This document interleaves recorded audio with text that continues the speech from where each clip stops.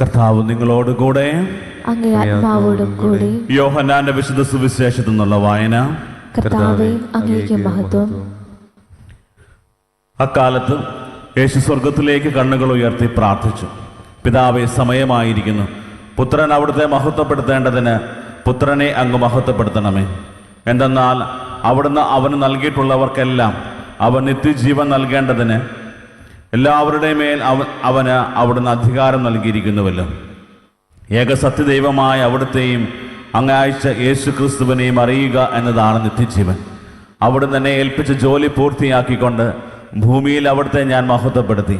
ആകയാൽ പിതാവേ, ലോക സൃഷ്ടിക്ക് മുമ്പ് എനിക്ക് അവിടുത്തോട് കൂടെ ഉണ്ടായിരുന്ന മഹത്വത ഇപ്പോൾ അവിടുത്തെ സന്നിധിയിൽ എന്നെ മഹത്വപ്പെടുത്തണമേ.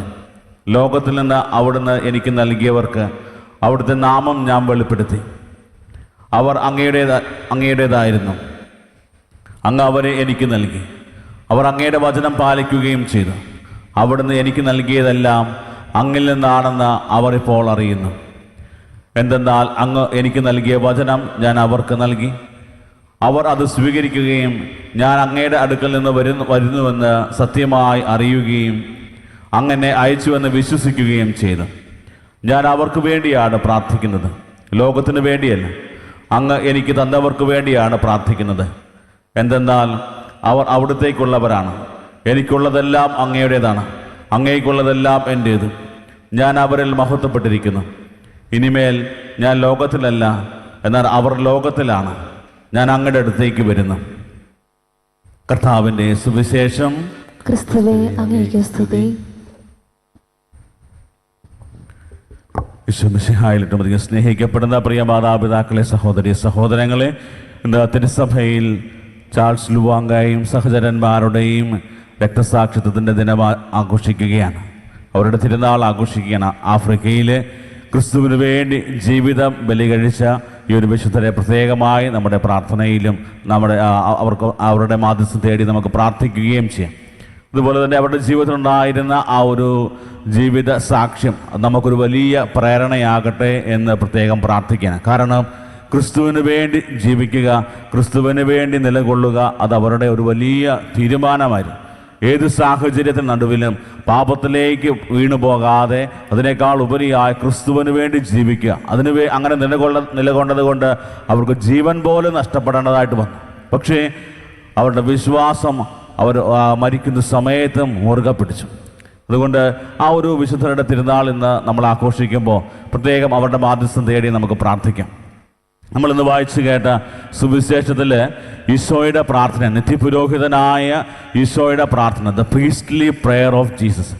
ഈശോ തൻ്റെ പ്രിയപ്പെട്ട ശിഷ്യന്മാർക്ക് വേണ്ടി അതിൻ്റെ പരസ്യ ജീവിതകാലത്തിൻ്റെ അവസാന നിമിഷങ്ങളിൽ പിതാവായ ദൈവത്തിൻ്റെ മുമ്പിൽ പ്രാർത്ഥിക്കുന്ന, അവർക്ക് വേണ്ടി മധ്യസ്ഥം വഹിച്ച് പ്രാർത്ഥിക്കുന്ന ഈശോയെ നമ്മൾ സുവിശേഷത്തിൽ കാണുന്നുണ്ട്. അതായത് ഒരു പറയുന്നത്, പിതാവെ, അങ്ങ് എനിക്ക് തന്നിരിക്കുന്നവരാണ് ഇവരെല്ലാം, ഇവർക്ക് വേണ്ടി ഞാൻ പ്രാർത്ഥിക്കുന്നു.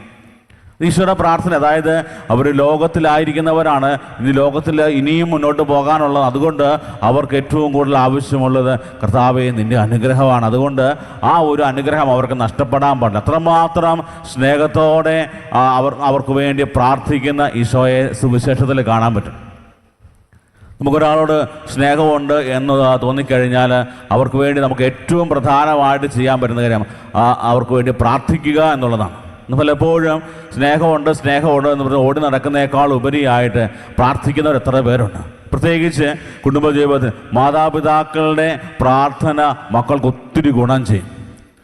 മക്കൾ മാതാപിതാക്കൾക്ക് വേണ്ടി പ്രാർത്ഥിക്കാൻ തുടങ്ങുമ്പോൾ കുടുംബത്തിൽ സ്വർഗീയ അനുഭവം നിറയുന്നതായിട്ട് കാണാൻ പറ്റും. ദൈവത്തിൻ്റെ അനുഗ്രഹം ശക്തമായിട്ട് നിറയുന്നതായിട്ട് കാണാൻ പറ്റും. കാരണം അവരുടെ പ്രാർത്ഥന ദൈവസന്നിധിയിൽ ഒരു വലിയ ശക്തിയായിട്ട് മാറുകയാണ്.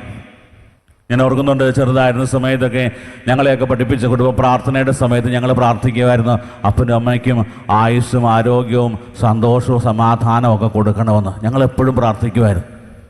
പിന്നീടും വളർന്നു കഴിഞ്ഞപ്പോഴും ഞങ്ങൾ ഈ ഒരു പ്രാർത്ഥന തുടർന്നുകൊണ്ടേയിരുന്നു. മാതാപിതാക്കളോട് മക്കൾക്ക് കാണിക്കാൻ പറ്റുന്ന ഏറ്റവും വലിയൊരു സ്നേഹത്തിൻ്റെ ഒരു അടയാളമാണ് അവർക്ക് വേണ്ടി പ്രാർത്ഥിക്കുക എന്നുള്ളത്.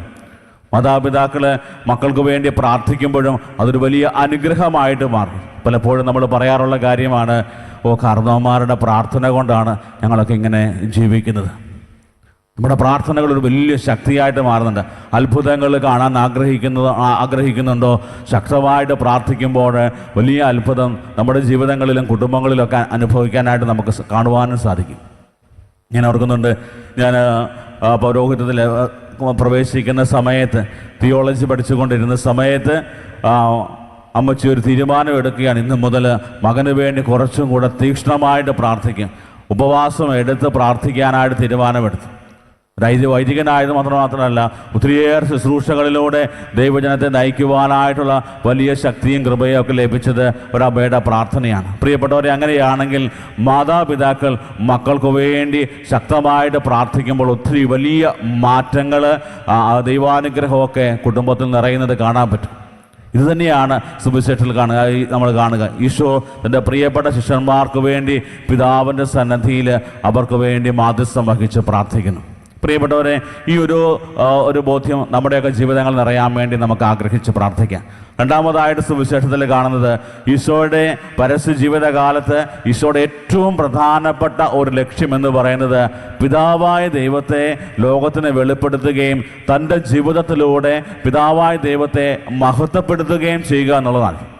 എന്ത് കാര്യം വന്നാലും എന്ത് ചെയ്താലും പിതാവായ ദൈവം എന്നിലൂടെ മഹത്വപ്പെടണം. അതായിരുന്നു ഈശോയുടെ ഏറ്റവും പ്രധാനപ്പെട്ട ഒരു കാര്യം. അത് നമുക്ക് കാണാൻ പറ്റുന്ന വചനത്തിൻ്റെ വിവിധ ഭാഗങ്ങളിൽ കാണുന്നതാണ്. എൻ്റെ പിതാവിൻ്റെ ഇഷ്ടം നിറവേറ്റുന്നതാണ് എൻ്റെ ആഹാരം തന്നെ, എൻ്റെ ഭക്ഷണം തന്നെ അത് തന്നെയാണ്. അത്രമാത്രം തീക്ഷ്ണതയോടെ ഏറ്റവും കൂടുതൽ ആഗ്രഹിച്ചിരുന്ന കാര്യമാണ്, ഞാൻ ചെയ്യുന്ന ഓരോ പ്രവൃത്തിയിലും ദൈവം മഹത്വപ്പെടണം, എൻ്റെ പിതാവായ ദൈവം മഹത്വപ്പെടണം.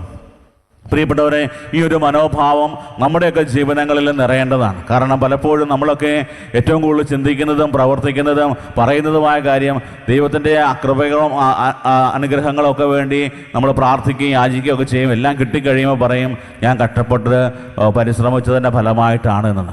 പ്രിയപ്പെട്ടവരെ, അപ്രകാരം പറയുന്നതിനേക്കാൾ ഉപരിയായിട്ട് കർത്താവ് നമുക്ക് എന്ത് ക്രെഡിറ്റ് കിട്ടിയാൽ അത് മുഴുവനും ദൈവത്തിൻ്റെ വലിയതാണ്, ദൈവത്തിൻ്റെ വലിയ കൃപയാണ് എന്ന് അംഗീകരിക്കാൻ നമുക്ക് തയ്യാറാകണം. ഐറേനിയസ് എന്ന് പറയുന്ന സഭാപിതാവ് പറയുന്നൊരു കാര്യമുണ്ട്. അദ്ദേഹം പറയുന്നത്, glory of God is man fully alive. അതായത് ഒരു മനുഷ്യൻ അവൻ്റെ ജീവിതം മുഴുവനും ഏറ്റവും നന്നായിട്ട് ജീവിക്കാൻ തുടങ്ങുമ്പോൾ അതിലൂടെ ദൈവം മഹത്വപ്പെടുകയാണ്. അങ്ങനെയാണെങ്കിൽ നമ്മളെ ഏൽപ്പിച്ചിരിക്കുന്ന ഉത്തരവാദിത്തങ്ങളൊക്കെ ഏറ്റവും ഭംഗിയായി നിർവഹിച്ച് നമ്മൾ മുന്നോട്ട് പോകുമ്പോൾ അതിലൂടെ ദൈവം മഹത്വപ്പെടുകയാണ്. പ്രിയപ്പെട്ടവരെ, അപ്രകാരം നമ്മുടെ ജീവിതങ്ങളെ ക്രമപ്പെടുത്തുവാനും ദൈവം ആഗ്രഹിക്കുന്ന രീതിയിൽ നമ്മുടെ ജീവിതത്തെ മുന്നോട്ട് കൊണ്ടുപോകാൻ തുടങ്ങുമ്പോൾ നമ്മുടെ ജീവിതത്തിൽ ദൈവം ഇടപെടുന്നതും ദൈവം അത്ഭുതങ്ങൾ പ്രവർത്തിക്കുന്നതും നമുക്ക് കാണാൻ പറ്റും. ഈ ഒരു വലിയ കൃപയ്ക്ക് വേണ്ടി പ്രത്യേകം നമുക്ക് പ്രാർത്ഥിക്കാം.